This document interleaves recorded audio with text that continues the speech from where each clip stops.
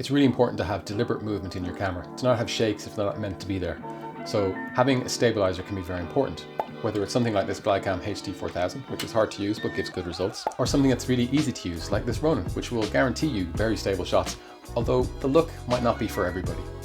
But I think what's often overlooked is something a lot more basic. Something like a shoulder rig. Gives you a nice spread of contact on your hands and sits on your shoulder, giving you very stable shots.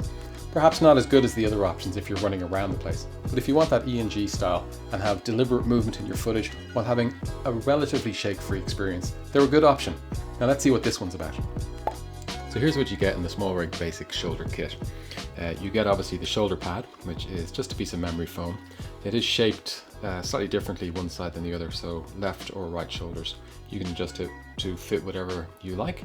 I've already attached this rail clamp, which comes in the box separately, but they give you all the tools you need to attach it, which is what SmallRig always do, and I like them for it. So that's that, the star of the show. You then get this base plate here, which is the 1674, I think, which is their basic base plate, but quite adequate for the job. Obviously then you get the SmallRig, I suppose this, what's this, a cross clamp? Is that what it is? This just attaches the two front rails and makes the rail go sideways. So you can attach your handles to it. And speaking of handles, you get these two rubberized handles. These are part of a separate kit, the 9 and 8 handle kit. They're kind of gnarled rubber, soft, pleasant enough to use, I guess. And obviously you get some rails, 1, 2, 3. They're all 12-inch, 30-centimeter rails. So everything's the same, a very basic kit, but when put together works really well. So let's put it together and see how we get on. First thing I'm going to do is take a couple of rails and stick them in the back of this, like that, making sure they're about even. Just give that a quick tighten there. And you can see that's starting to form the basics of it. Then I'm going to attach the base plate on in here like that. Position that roughly where I want my camera. About there. Tighten these up so they're nice and tight. That goes that way. And I'm just going to stick the front holder on here and put that to the end and tighten that up.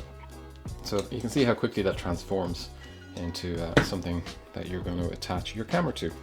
Then it's just a case of sliding that through, and then just a case of throwing on the handles. So I put a handle on here and give it a tighten, and put a handle on here and give that a tighten over there.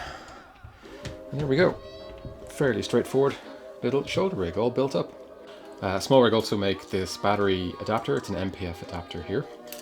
What I've done is I've added this onto the back here, so it just screws into some of these 1/4-20 holes on the back, and that then gives me power. I can run my camera and my monitor from this directly if I just attach an MPF battery. So you might be able to see this little unit has a 12-volt out on one side and a 7.4 volt out on the other side. And this makes it perfect for running a couple of battery powered devices. Just take an MPF battery like this one I have here, stick it in, and the lights will count up to going green, telling you the battery's charged. They've gone out there, but if you just push this button, they count back up again. Good way of telling if it's charged. To power the camera, I just used this basic battery coupler I got off Amazon, and Fuji make one of these as well, if you plan on spending that kind of money. This plugs into the 7.4 volt out. Obviously MPF batteries are 7.4 volts. So you should just get 7.4 volts out of that.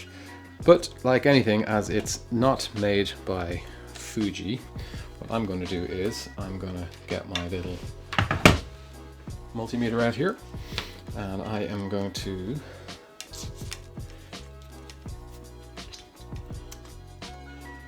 connect up and see what we're getting here.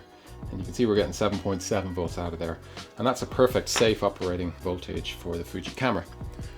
The other side of it, the monitor, is a 12 volt, so I'm just going to stick in a 12 volt cable in here. They're actually different sizes, the two ends of these cables, so you'll need to make sure you get the right ones. I'll link them below in the description, so you can make sure that if you want to do this, you can do it right. So with this, we want to test it again to make sure we're getting the right kind of power output from this. And you can see we're getting, 11.85 volts. So as you can see, pretty accurate to what it says, but always worth checking before you put anything into your camera equipment that you know what voltage it is. It's a simple test that only takes a few minutes and could save you a lot of hassle. So that's it built up, and the rest is just the rigging. Fairly simple. So all I did to finish the rigging on this was to add a little camera quick release plate and put my camera in a cage and attach it. It's really that straightforward. Everything's wired up. The battery coupler and the monitor are all powered off this little battery in the back, as we just saw, and it works very well. I'm looking forward to getting out and shooting with it. Okay, that's it from me. See you in the next one.